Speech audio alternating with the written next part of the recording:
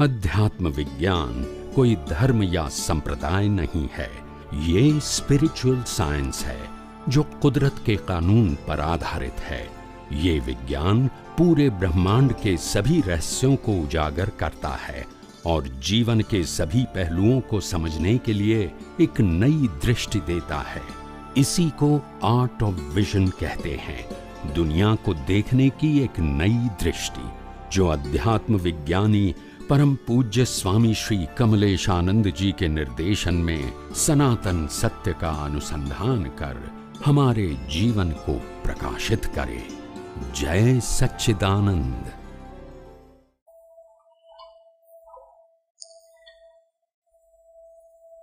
ધર્મમાં વેપારનું ફળ શું? શું કે છે? ધર્મમાં વેપારનું ફળ શું? ધર્મમાં વેપાર ના હોવો જોઈએ, વેપારમાં ધર્મ હોવો જોઈએ। શું હોવું જોઈએ? વેપાર કરો એમાં કે મારે 10% દાન કરવું છે, ધર્મના કામમાં વાપરવા છે, એવું હોવું જોઈએ।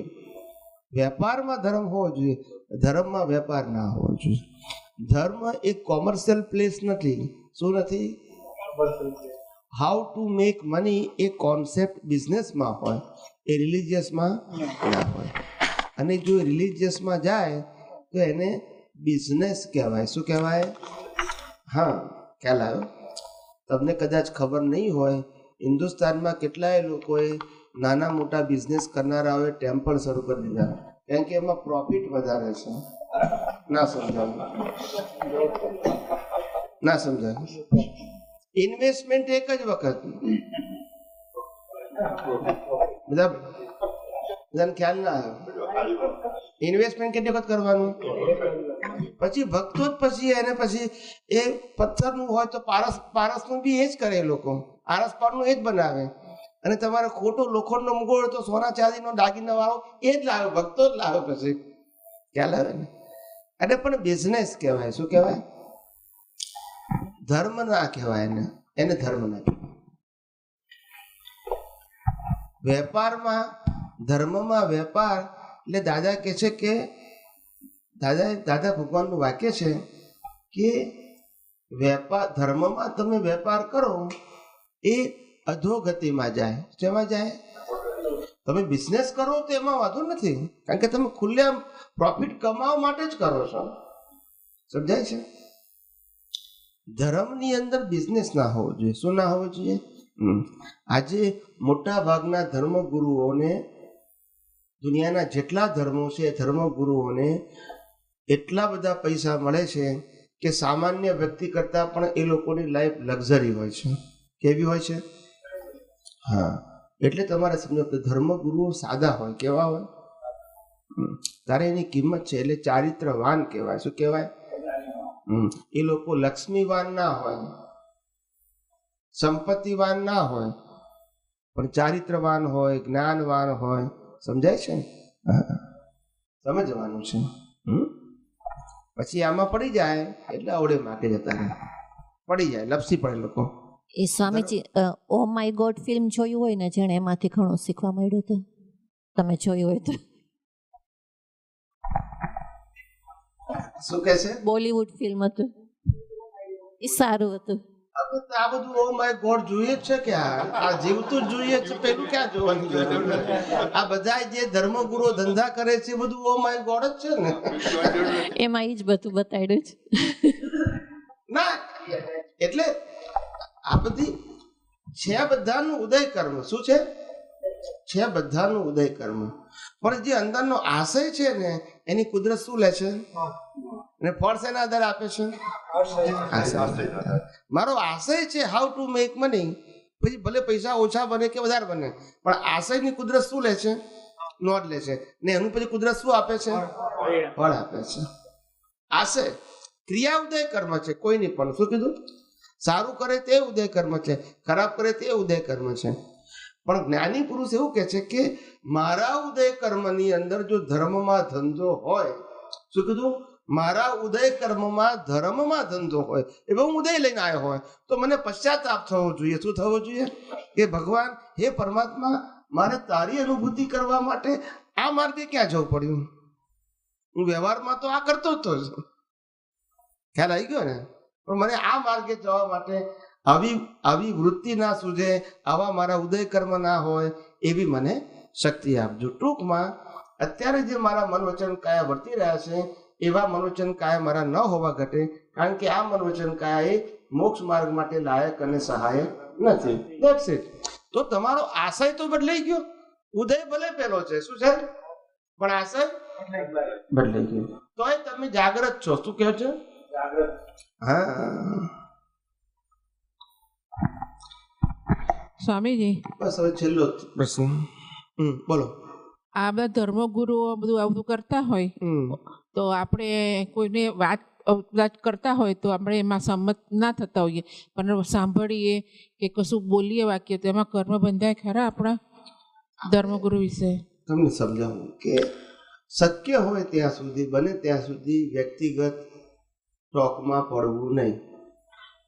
જનરલ ભાવે જાણવું. આપણે શું કીધું? આપણે કોઈ આપણું કામ નિંદા કે ટીકા કરવાનું નથી. આપણું કામ ના ફસાઈએ, આપણે એવી ભૂલ ના કરીએ. આપણે આજુબાજુ જેવું થતું, આપણે આજુબાજુ જેવું થતું હોય એવું સાંભળીને કાઢી નાખવાનું. સમભાવે નિકાલ. ભગવાન એને સદબુદ્ધિ આપજો. શું કીધું? કોઈ વ્યક્તિની ટીકા કરતું હોય તો આપણે સાંભળવાનો ઉદય આવ્યો હોય તો પણ અંદર કેવું કહે, ભગવાન એને સદબુદ્ધિ આપજો અને મને એની સાથે સંભાવે નિકાલ કરવાની શક્તિ આપજો.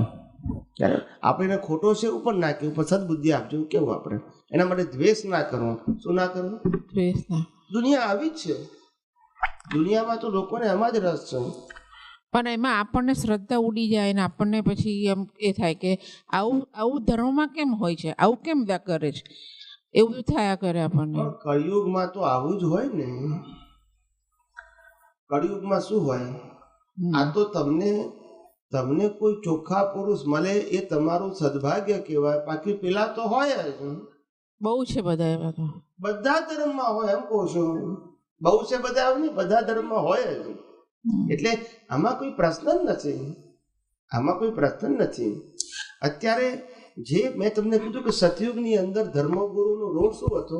સતયુગની અંદર ધર્મગુરુનો રોલ એવો હતો કે પોતે ધર્મની આરાધના કરવી, ધર્મની સાધના કરવી ને સાધના કરતા કરતા જે અનુભવ પોતાને પ્રાપ્ત થાય એ લોકોને શેર કરવો અને વળી પાછું સાધનામાં જતું રહું. આવો મૂળ માર્ગ હતો. સમજાય છે? હવે ધર્મગુરુઓનો આખો આશય બદલાઈ ગયો છે. તે વખતે ધર્મગુરુઓને સંસ્થા કે મંદિરો એ ધર્મનો સબ્જેક્ટ નતો, પણ સમાજનો સબ્જેક્ટ હતો. કોનો હતો? સમાજના લીડરો આ બધું કરે. શું કરે? લીડરો બંધાવે, સંસ્થાઓ બંધાવે, ધર્મગુરુઓને વેલકમ કરે અને બધા આયોજન કરે કે સમાજના ઉત્થાન માટે.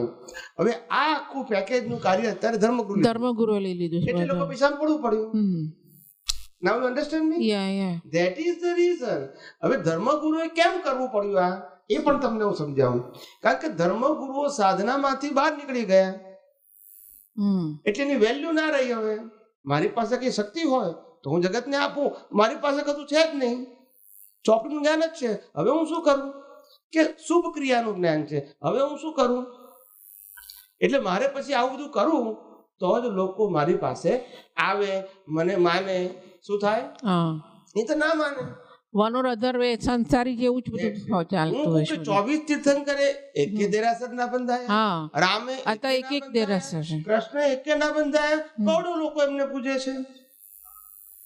એટલે એ વખતે સતયુગનો કોન્સેપ્ટ જુદો હતો અને કળિયુગનો કોન્સેપ્ટ જુદો છે. એટલે કળિયુગ એટલે પડતો કાળ છે. પડતા કાળની અંદર આપણે બચી જઈએ એટલું સમજી લેવાનું. દુનિયાને શું કરવું છે એ આપણો વિષય ના હોવો જોઈએ, પણ આપણે ના ફસાઈએ આપણી સમજણથી આટલું જોઈ લેવાનું. પણ બહારના માણસો સ્વામીજી એવું કે તમારા જૈન ધર્મમાં ધર્મગુરુ આવું કરે છે ને તેવું કરે છે ને એટલી ચર્ચા કરે ને એટલું ખોટું બોલે ને તો આપણે સમસમય જઈએ કે આવું કેમ આપણા ધર્મમાં થાય છે. એમ થાય, હું ના નથી પાડતો. આપણો કુળ ધર્મ હોય એટલે આપણને થાય, એનું ના નથી પાડતો. પણ આપણે પછી મૂળ ધર્મમાં આવી જવાનું. સમાઈ જવાનું. આવું દરેક ધર્મમાં પ્રશંસા કરનારા હોય, ટીકા કરનારા હોય. એક ધર્મવાળા બીજા ધર્મની પણ ટીકા કરે, કારણ કે ત્યાં આત્મધર્મ જેવું છે નહીં ને. તમે સમજ્યા નહીં. શુભાશુભ માર્ગમાં એવું છે કે અમારા કરતા તમારો ધર્મ સારો, એમના કરતા અમનો ધર્મ સારો. આ જ બધું હોય. કોમ્પિટિશન ને કમ્પેરિઝન શું છે? કોમ્પિટિશન. એટલે તમે વ્યાખ્યા આપી, કુળ ધર્મથી સંસાર છે, મૂળ ધર્મથી મોક્ષ છે. શું કીધું? કુળ ધર્મથી સંસાર છે અને મૂળ ધર્મથી મોક્ષ. મૂળ ધર્મ એ આત્મધર્મ છે, મૂળ ધર્મ એ દ્રષ્ટિનો ધર્મ છે, અને કુળ ધર્મ એ મન વચન કાયાથી પાળવાનો ધર્મ છે. મન વચન કાયાથી પાળો છો એ કુળ ધર્મ છે, અને દ્રષ્ટિથી પાળો છો એ મૂળ ધર્મ છે. મૂળ ધર્મમાં કશું ક્રિયાકાંડ હોતું નથી, પણ કુળ ધર્મમાં હોય. એટલે આપણે ભલે ઉદયમાં કુળ ધર્મ હોય, પણ દ્રષ્ટિમાં કયો હોવો જોઈએ? મૂળ ધર્મ. જેથી આપણને પઝલ ના થાય. ખ્યાલ આવી ગયો?